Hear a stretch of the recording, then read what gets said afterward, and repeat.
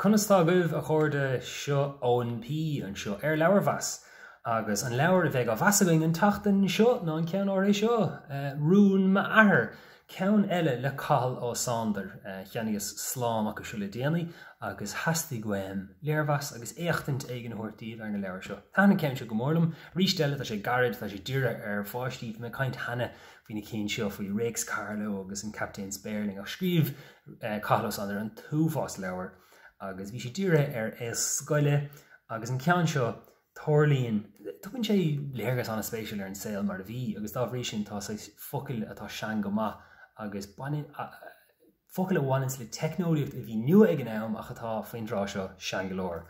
An ceann seo díríonn sé ar bhuachalín óg a thógtar i dteachmór rachmasóirí agus an sin bíon ainis idir athair an bhuachala agus an gariadóir agus an sin beidir fáin an buchal óg rún amach agus tein sé strégus. Tá an tanasán ní bhínas agad cad a thorlaigh.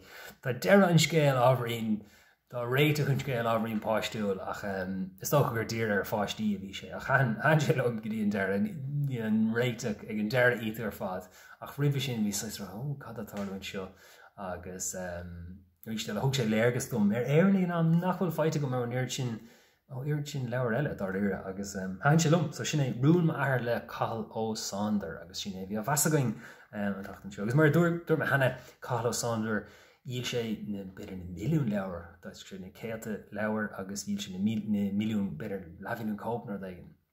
So bhí an tóir ar mar scrín óir trodan sé. Tás an go sé ráit ag pádraig go snodaigh, gomíoh sé agus é ar scoil, gomíoh sé in áit a bheith dúir ar matematic nó ar an óíocht nó péir gomíoh sé ag léamh Rex Carlo híos faoin desk. So léironn si sin an bu a bhíige an tam sin. Péis géile sin é Leabhar-mheas na seachtainna seo lumsa ón P, má tá aon bhulla a bhuibh faoi leabhar go bhfuilibh eiscint á bheas, nó aon cheistile a goibh dom a brígi Leabhar-mheas. Slán tamlí na chuirde.